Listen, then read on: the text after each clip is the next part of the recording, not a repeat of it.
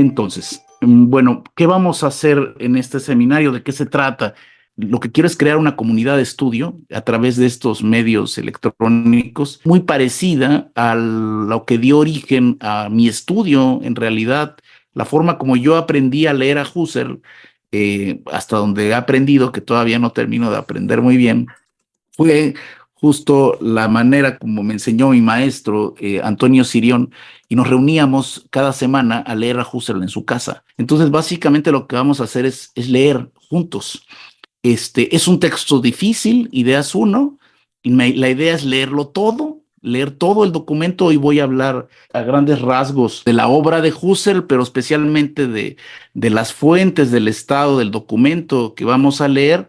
Y bueno, dicho sea de paso, lo que sí quisiera es no dejar de reconocer a dos figuras que yo respeto muchísimo y que voy a tener naturalmente en consideración a lo largo de mi estudio de Husserl, que son pues justo mi propio maestro, Antonio Sirión Quijano, que fue el traductor de esta obra al español. Bueno, es una refundición de la traducción legendaria que en 1949 hizo José Gauss. Y la otra persona, que también es una profesora que admiro muchísimo, es la doctora Rosemary Rizzo Patrón, que pues es una de las personas, acaso de las que más se entera en América Latina y presumiblemente en el mundo, precisamente de esta obra. Entonces, ambos durante muchos años han realizado un importantísimo esfuerzo de enseñar y promover el estudio de Husserl, particularmente de esta obra. De hecho, Antonio Sirión le dedica la traducción a Rosemary, porque ella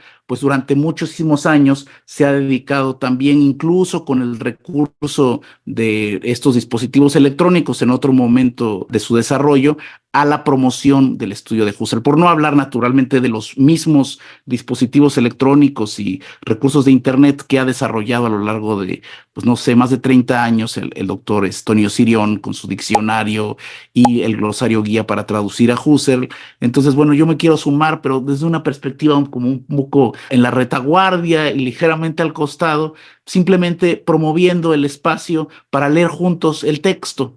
Entonces no voy a enseñar nada, solo vamos a leer juntos a Husserl y pues quiero ayudarlos a leer a Husserl juntos.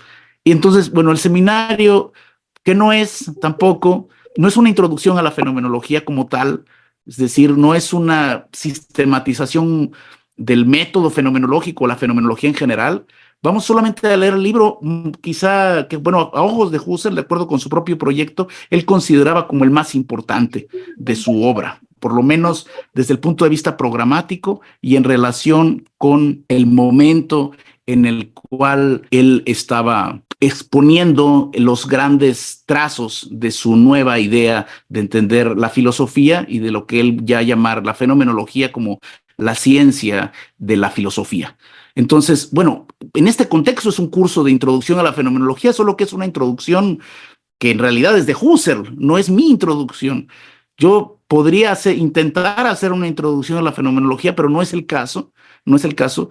Vamos a introducirnos en la fenomenología a través de la vía quizá más difícil y no obstante la más apropiada, que es tratar de acercarnos a lo que dijo Husserl y cómo Husserl quería que se entendiera su proyecto filosófico. En ese sentido, pues el seminario tiene un sentido, un contexto de proyecto completamente ortodoxo, si se quiere ver así. Entonces, muchas de las opiniones y apreciaciones que voy a proponer en torno a la figura de Husserl, no necesariamente, este es el disclaimer, no necesariamente representan mi propia opinión sobre lo que es la filosofía o incluso la fenomenología, incluso con ocasión a otros textos de Husserl que a veces contradicen lo que dicen las ideas. Nos vamos a circunscribir casi en su mayor parte a las ideas. A veces va a ser necesario hacer referencia a otras obras y también en ese contexto pues vamos a divertirnos un poco porque les voy a ir contando en el camino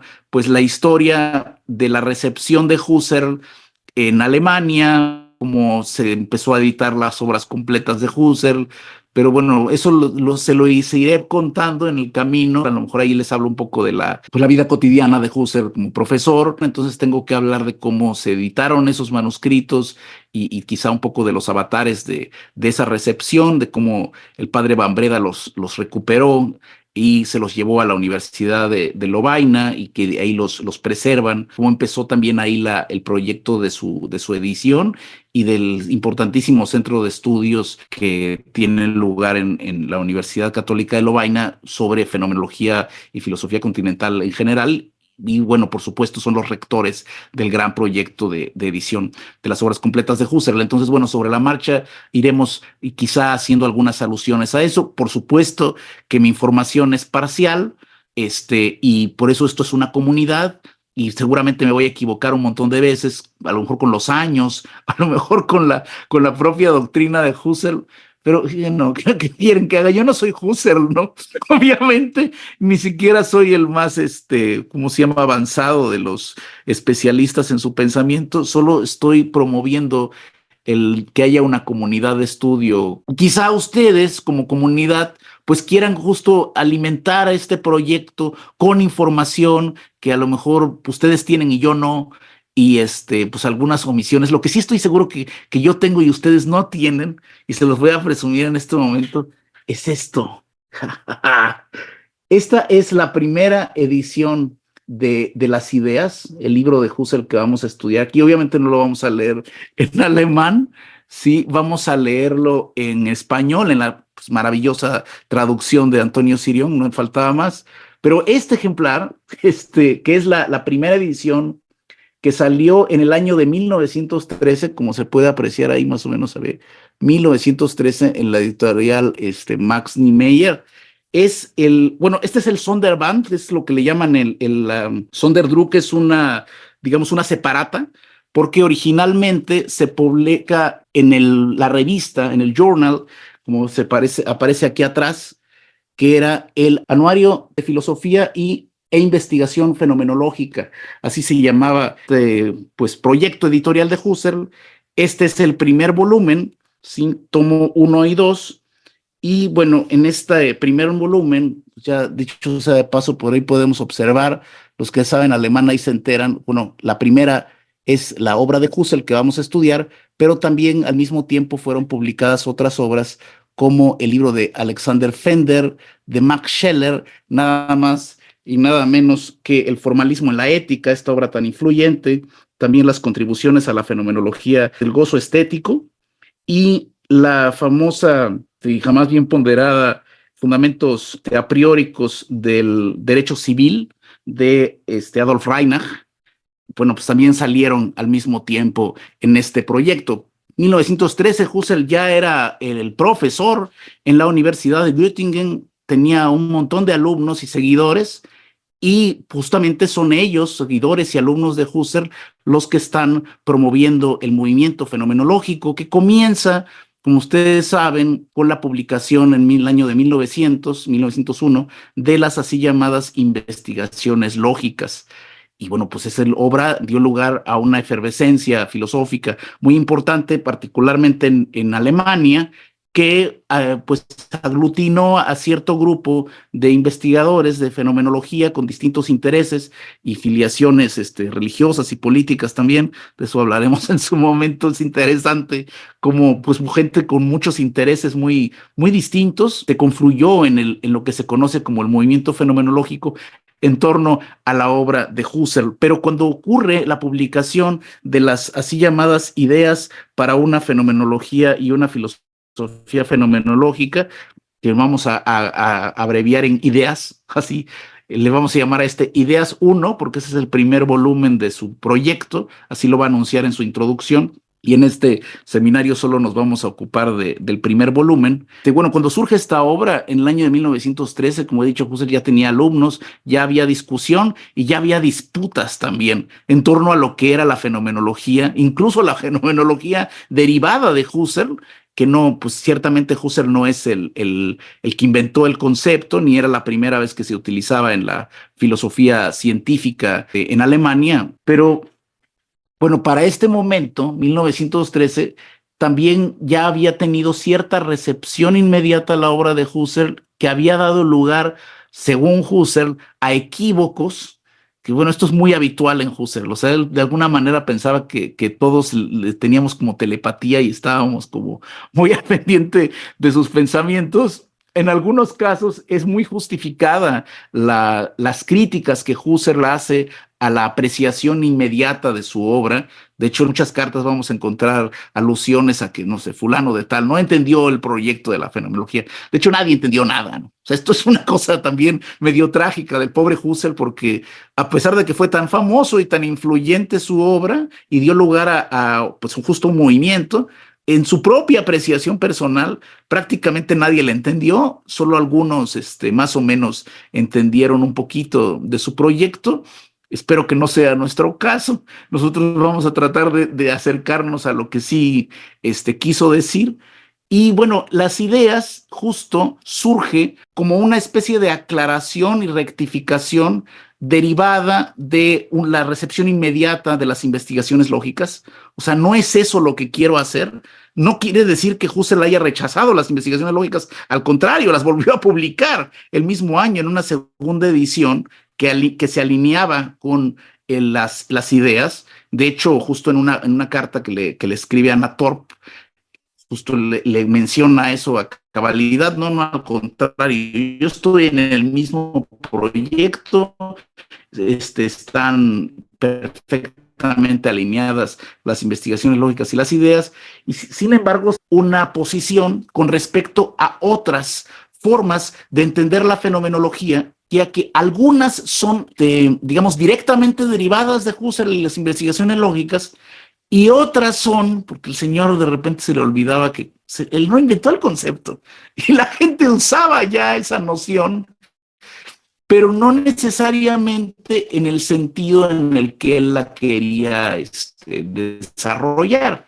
Entonces, el concepto de fenomenología, como él mismo reconoce en la introducción de las ideas, pues en realidad era de hecho un concepto de, digamos, más o menos como moneda corriente en la psicología y cierta parte importante de la filosofía alemana, especialmente de principios del siglo XX.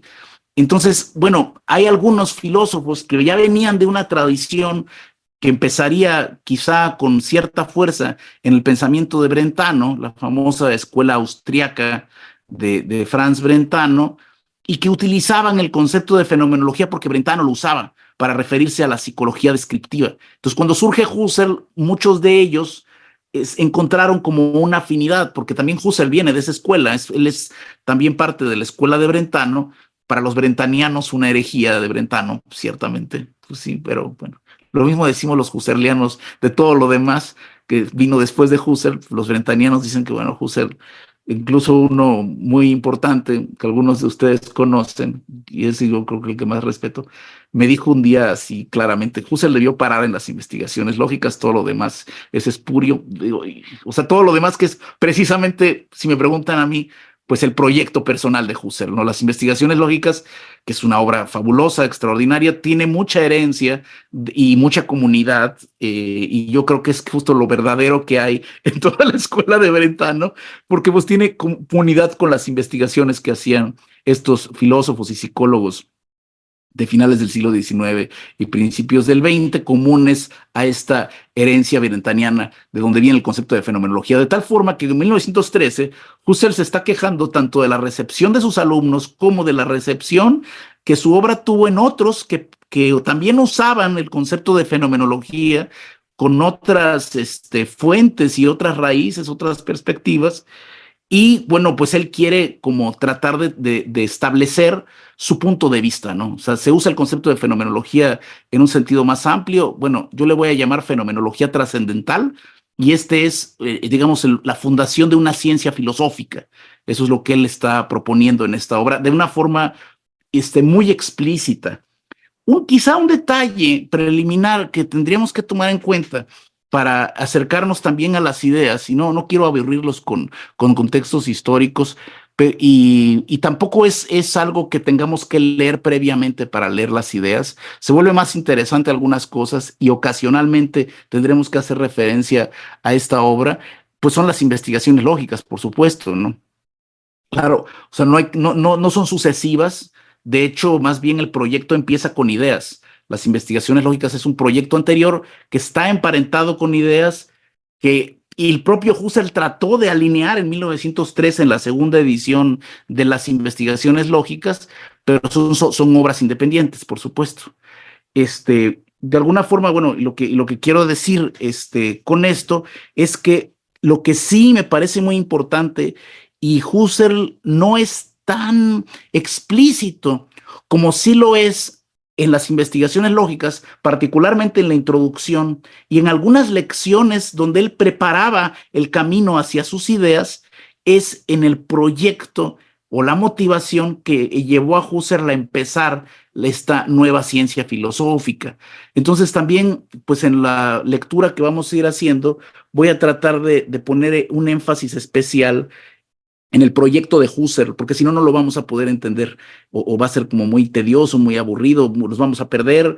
Este señor es propenso a hacer distinciones muy específicas que si no tenemos la perspectiva, quizá no de conjunto de la fenomenología, porque eso no estoy seguro de que se pueda llegar a tener algún día, pero sí del proyecto. ¿Qué se propuso Husserl hacer con la fenomenología trascendental? ¿A qué problema filosófico responde el origen de la fenomenología trascendental? Yo creo que esta pregunta hay que hacérsela a todos los filósofos clásicos especialmente, ¿no?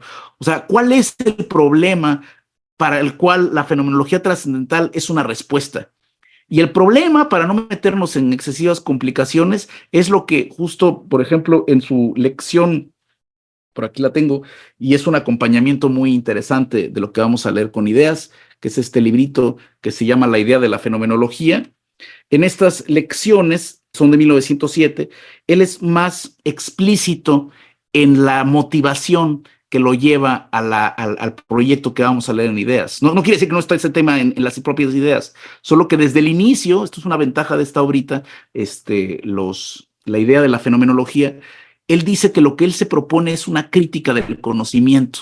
Y es algo que él reitera todo el tiempo. Entonces, cuando él publica ideas, bueno, también los alemanes del siglo XIX, por supuesto, y ahora ya tienen una perspectiva naturalmente más cosmopolita. Husserl habla a veces de la filosofía y los estudios, y dice en Alemania, como si fuera todo el universo, y pues bueno, vamos, estamos en 1913. La mundialización del planeta todavía no había sido tan contundente como lo estamos justo viviendo en este momento a través de estos dispositivos electrónicos. Entonces, bueno, por supuesto que él siempre va a tener como referencia fundamentalmente su propia tradición alemana y su propia tradición alemana inmediata.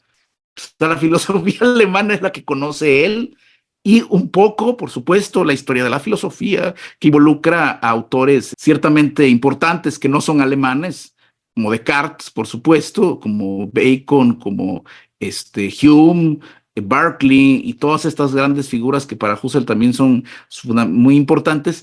Hay menos alusiones. No quiere decir que no leyera, esto es importantísimo, a filósofos que no fueran alemanes, claro que sí, y algunos especialmente de la escuela británica son decisivos y contemporáneos a Husserl, pero vamos, su énfasis está en el desarrollo de su filosofía en esta época, en Alemania. Estamos en 1913. En la propia vida de Husserl y sobre todo en la repercusión muy temprana que va a tener su obra, y esto es una peculiaridad interesantísima de la fenomenología, va a ir sumando gente que va a venir de diferentes latitudes, de propia Europa, y de repente va a tener alumnos también de Japón, por ejemplo. El movimiento fenomenológico, quizá una de sus peculiaridades más interesantes porque el movimiento es vigente, por supuesto, que de forma muy rápida incorporó una influencia inmediata en la filosofía fuera de Alemania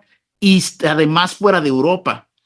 Y bueno, para ello, y justamente más bien prueba de ello, es precisamente la traducción que vamos a leer.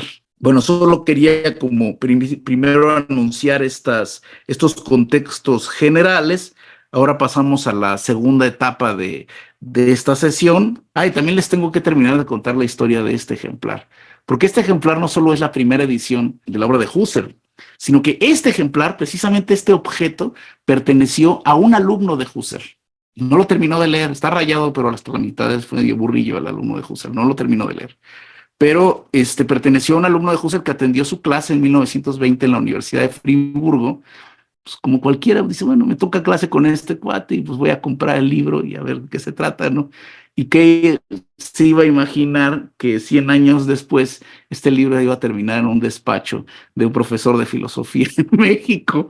Pero bueno, y ahora mismo, y de la mano de lo que acabo de decir acerca de la recepción inmediata que tuvo la obra de Husserl, tenemos que mencionar en primer lugar que el libro fue publicado 3 veces en la vida de Husserl con modificaciones muy mínimas, así lo señalan el editor y el traductor de esta obra. Los años importantes son 1913, 1922 y 1928. Los años de publicación de la obra son importantes porque en 1913, bueno, Husserl es un filósofo que ya está completamente incorporado como profesor ordinario de la Universidad de Göttingen, y corresponde a este momento que se forma la primera sociedad fenomenológica, se funda precisamente en torno, o más bien en torno a Husserl, pero con una relativa independencia. En realidad el auténtico líder de ese movimiento era Adolf Reinach, y pues había otras figuras importantes como pues Edith Stein, como Roman Ingarden, como pues los Konrad Martius. Había más filósofos en esa sociedad que se funda en Göttingen, y fue muy importante porque ellos en realidad fueron los que promovieron el movimiento fenomenológico con alusiones continuas a la obra de Husserl. 1922 Husserl ya no está en Göttingen. Esto es importante, por eso son importantes los años. Él ya no está en Göttingen, él está ahora en la Universidad de Freiburg o Friburgo, bueno, Gotinga y Friburgo, sí, ok, está bien, hablamos español. Gotinga, que está en el mero centro de Alemania, ustedes agarran el mapa de Alemania, lo ponen exactamente en el centro, ahí está Gotinga. Y Freiburg es una ciudad que está muy al sur, porque es interesante la Universidad de Friburgo, pues ustedes saben también lo que pasó inmediatamente después. O sea, Husserl reemplaza a Heinrich Rickert, que es el gran filósofo neocantiano de la escuela de Baden. Sí, Husserl se incorpora a la Universidad de Friburgo, creo que fue en 1917, 18 más o menos la incorporación. Creo que la lección es de 1917, la lección inaugural. Y pues ustedes también saben quién fue el sucesor de Husserl, que fue una figura no menos famosa, y ese no diría que es no bien ponderado, bueno, tal vez menos ponderado ahora que en otro tiempo, Martin Heidegger, que fue uno de sus colaboradores más importantes. Es una cosa controversial que no vamos a discutir hoy, en qué medida se puede reclamar como alumno de Husserl. En realidad Heidegger pues ya era alguien que estaba formado con sus grados cuando empieza a trabajar con Husserl. Yo diría más bien que fue un colaborador muy íntimo, muy importante. Establecieron una relación muy interesante y muy fructífera. Y bueno, esta es mi opinión, obviamente no es la de Husserl. Es que pues Heidegger en sentido estricto fue como el cofundador el segundo pilar del movimiento fenomenológico. Obviamente, bueno, a mí me gusta más Husserl por otras razones que no vienen al caso, pero bueno, en términos históricos y de influencia, pues Heidegger va a promover su propia apreciación de la idea de la fenomenología, en gran medida en cierta contraposición importante con Husserl, y bueno, forma parte del momento en el que Heidegger se incorpora a la Universidad de Freiburg, la segunda edición de las ideas. La tercera edición, también el año es importante, 1928, porque en ese año, un año después, por supuesto, primero había que sacar la mera buena, se publica, pues Ser y Tiempo, 1927. La segunda edición de las ideas pertenece al año en el que Husserl se retira de la vida académica. Ya Husserl es un señor muy mayor y dice, ya se acabó esto. Bueno, en realidad me parece que en Alemania tienen un tiempo como muy específico de jubilarse, tampoco vamos a discutir eso hoy. Pero bueno, Husserl ya se retira porque había que darle trabajo a Martin. Entonces Martin Heidegger se incorpora a la Universidad de Freiburg como su sucesor, y él publica la tercera edición de sus ideas con la promesa o la idea que vamos a repasar en un momento más en la propia introducción de las ideas. Bueno, hay un cuarto documento importante que ahora forma parte del corpus del texto de las ideas, que es un documento que se llama Epílogo a mis ideas, que Husserl publica en el año 1931. Husserl falleció en 1938. Entonces Husserl pues ya está súper viejo. Claro, seguía produciendo y los manuscritos de la década de los 30 son súper interesantes, ¿no? Pero bueno, pues él publica este texto porque no está seguro si algún día va a poder lograr publicar el programa completo de sus ideas. Las ideas son 3 volúmenes de acuerdo con el programa que se plantea Husserl. El segundo volumen lo escribió de una. El texto fue escrito en el año de 1912. Según le cuenta, me parece que la carta justamente a Arnold Metzger, otro comercial, acaba de ser publicada en el Acta Mexicana de Fenomenología. La carta de Husserl a Metzger es una carta muy famosa donde le cuenta efectos personales y bueno, yo la traduje. Entonces, en esa carta, entre otras cosas, le dice a Metzger cómo fue la escritura de las ideas, que las escribió así como pues eso, ¿no? O sea, de unos meses ya había salido todas las ideas en el año de 1912. Bueno, según esto, el segundo volumen también fue escrito más o menos en la misma época, solo que Husserl no lo quiso publicar inmediatamente. El volumen fue creciendo y dio lugar a nuevos manuscritos. Después Edith Stein se sumó al proyecto y después se tuvo que mudar a Friburgo y en Friburgo llegó a Ludwig Landgrave y también le metió mano al proyecto y de repente llegó un día Husserl y vio sus manuscritos, o sea, el texto, que le dijeron ya está ideas 2 y dice, no, eso no fue lo que yo dije, regresan al manuscrito original. Pues Edith Stein lo mandó a volar porque ya estaba cansada de ese hombre que le hacía hacer varias veces el mismo trabajo. Y bueno, en pocas palabras, historia breve, no se publicó el libro, ¿no? Y el tercer volumen no es claro, el tercer volumen no es claro si lo llegó a publicar Husserl o no. Hay controversia de si correspondería ese texto según el programa original, a la idea de la filosofía, si ese texto debería corresponder a la lección de 1923-24, que se llama Filosofía Primera. Hay gente que dice que eso no es así, que más bien era otro texto independiente, a lo mejor nunca lo escribió. En español y bueno, en todas las ediciones, Husserliana 3, 4 y 5, Husserliana es la edición de las obras completas de Husserl, son las ideas 1, 2 y 3. Lo que se conoce como ideas 3, en realidad técnicamente, y sobre todo si nos vamos al programa original como lo presenta en la introducción de las ideas, no es ideas 3 como fue proyectado en el original. Más bien parece que es otro pedazo de las ideas 2. Cuando yo estaba en Colonia, hace como un decenio, estaban trabajando en la reedición, en la reelaboración del segundo volumen de las ideas. El profesor Dieter Lohmar y sus colaboradores estaban trabajando intensamente en recuperar el manuscrito original de Husserl, el Ur-Manuskript, dicen los alemanes, ¿no? El manuscrito originario de las ideas 2. Pero bueno, ideas 3, pues como les digo, pues ahí quedó un poco a la deriva. Pero bueno, estos son los contextos. Se publicó 3 veces, más el epílogo a mis ideas, que como he dicho, es un documento muy importante el epílogo, porque se publica pues en 1930, y eso quiere decir que pues ya para ese momento ya había llovido cualquier cantidad de debates y reelaboraciones de la fenomenología, y hace algunas precisiones que creo que son muy interesantes de leer en retrospectiva, porque Husserl, esto también lo quiero dejar súper claro, esto que sí voy a hacer súper claro. Sí, no me interesa los que dicen que no, es que Husserl, hay el Husserl 2 o Husserl 3, 4 y el Husserl de las ideas, no, ese no es interesante. No. O sea, el tipo no estaba loco. Si no estaba de acuerdo con lo que había publicado en 1913, si pensaba que esto ya era como cosa del pasado, ¿por qué lo publicó 3 veces? O sea, estaba tan convencido de la importancia de su obra y él encontraba esa obra en comunidad con el resto de los proyectos. Ciertamente hay contradicciones, por supuesto, pero ahí tenemos que también hacer una especie de evaluación de las fuentes. ¿Queremos discutir esto en serio? Ok, entonces enséñame tus fuentes. Pero si te pones a citar un manuscrito perdido que escribió ahí en una servilleta y pretendes que ese texto tenga más legitimidad hermenéutica que una obra que además el tipo publica 3 veces, como que no es justo, ¿no? Así no se vale. Por lo menos no se vale para efectos de una exposición, digamos, o comprensión de Husserl. Si le parece más interesante a ese scholar lo que publicó Husserl en una servilleta, felicidades. Haga con eso lo que mejor le parezca. que si eso es más fiel al espíritu más que a la letra, no me interesa.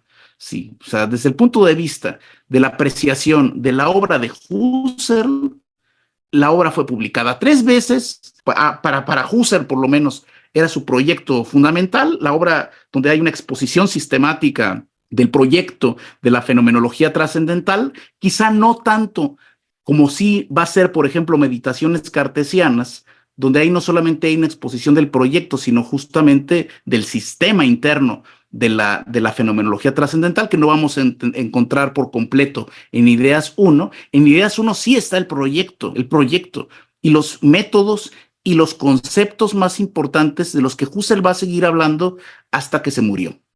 Entonces, bueno, que me vienes a desestimar ideas, ¿de qué están hablando, no? O sea, sospecho que hay infiltración ahí, pues gente que en realidad tiene otros intereses y quieren llevar agua a su molino, ¿no?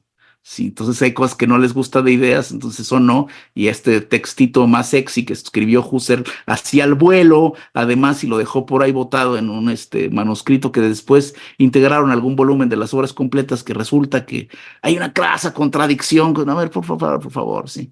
O sea, este es un texto publicado. Husserl le echó ganas aquí, ¿no?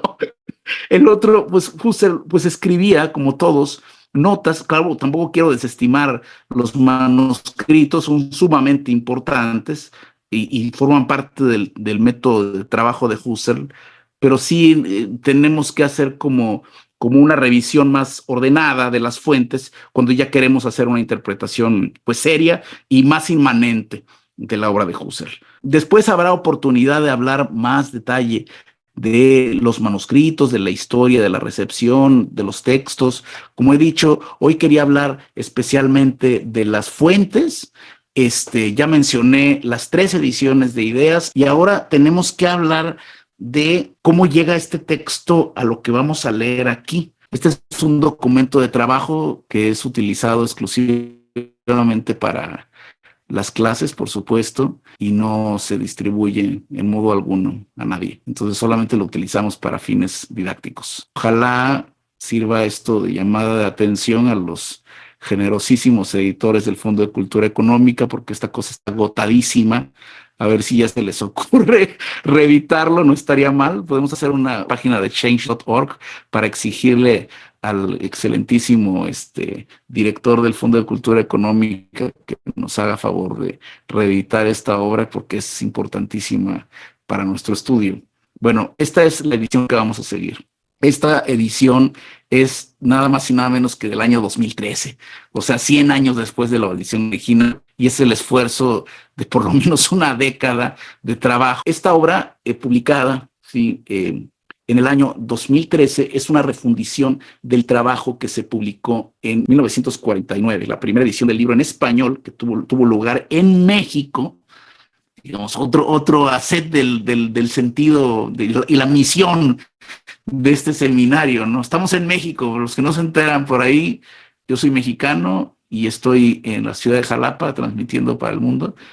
En México se publicó la primera edición de esta obra en español, 1949, antes de que se publicara en la colección husserliana, naturalmente, porque todavía estaba, digamos, en un proceso de desarrollo muy en ciernes. La colección husserliana, apenas estaba el padre Bambreda viendo a ver qué hacía con los papeles de Husserl, cuando José Gauss ya estaba publicando aquí en México la obra Ideas 1. Entonces, la traducción de Gauss ciertamente está basada en la versión de 1913, aunque bueno, como el propio Antonio Sirión señala en la introducción de esta obra, que, o sea, este trabajo además es una cosa extraordinaria, ¿no? Ya la quisiera, ni Obama tiene esto, la verdad. O sea, las ideas, como está publicado en el Fondo de Cultura Económica, de verdad, o sea, no es solo porque me guste Husserl, es que de verdad es una de las obras a nivel de edición, de trabajo detallado de edición y la traducción que es impecable, más importantes del catálogo del Fondo de Cultura Económica de su historia y que tiene, como he dicho, esta tradición, porque también fue publicado en el Fondo de Cultura Económica la primera edición de 1949 de José Gauss, que les digo que les voy a traer otro juguetito, quizás la próxima sesión, porque esta primera edición, firmada por Gauss, además, está en la biblioteca de Fernando Salmerón.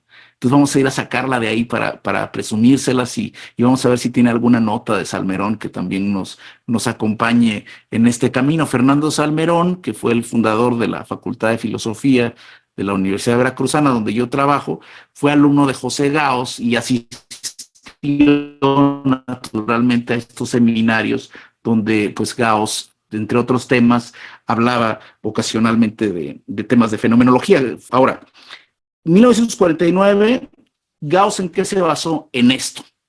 Sí, por eso es importante hacer esta referencia. El texto, como les digo, no cambió mucho. No cambió mucho. Se basó en esta edición, en el texto principal, aclaro, en el texto principal. Sirión piensa, y obviamente estoy de acuerdo con él, obvio, que es más probable que Gauss se sirviera de la edición de 1928, es decir, de la última de las ediciones que publicó Husserl. ¿Por qué? Porque en la edición de Gauss, Gauss incluye el epílogo a mis ideas, que apareció más tarde, en 1930, y también utiliza los glosarios que hizo Landgrave como parte del texto. Posteriormente, en 1962, ya con el volumen de Husserliana en puerta, aparece pues justamente una segunda edición de la traducción con algunos cambios respecto de la edición que ya había aparecido en Husserliana de Walter Wimmel. Pero bueno, no vamos a entrar como en tantos detalles, solo les quería decir que esta obra fue publicada en México, 1949, y en México pues tenemos cierta tradición de estudio de las ideas, por lo menos desde entonces, tomando en cuenta que las dos traducciones fueron publicadas en México, y bueno, yo me formé en un seminario que organizamos hace más de 10 años en la UNAM, donde entre otras cosas nos repasamos esto, ¿no? Con todo detalle como lo vamos a hacer ahorita. Solo que entonces éramos más jóvenes, más atrevidos y menos sabios de lo que somos ahora. No tan sabios como deberíamos ser probablemente, pero bueno, vamos a tratar de aprovechar un poco de esa experiencia. En alemán existen dos versiones en la colección husserliana, que es la edición original de Walter Wimmel, por cierto, un heideggeriano, que estaba ahí de contrabando en los archivos. Hizo la edición del primer volumen de las ideas en la colección husserliana, y posteriormente está la edición que publica en el año de 1976 Carl Schumann. Bueno, Carl Schumann publica esta nueva edición de la cual está basada la edición que preparó Antonio Sirión, que es esta que estamos viendo aquí en la pantalla. Vamos a seguir esta edición porque, bueno, entre otras cosas, contiene el texto principal. Como les digo, el texto principal varió poco de edición en edición a lo largo del desarrollo de la vida de Husserl. Cuando haya que hacer referencia a algún cambio sustantivo, pues lo comentaré en su momento. Justo la importancia de la edición de Schumann es que vienen muchas notas y viene como muy, muy detallado, que es básicamente lo que tenemos aquí. Ustedes mismos pueden consultarlo directamente en el texto de Sirión. Y bueno, el texto de Schumann además incorpora una serie de documentos que fueron agregados posteriormente con base en lo que se conoce como el Nachlass, el legado de Husserl. Entonces es una edición más completa, más robusta.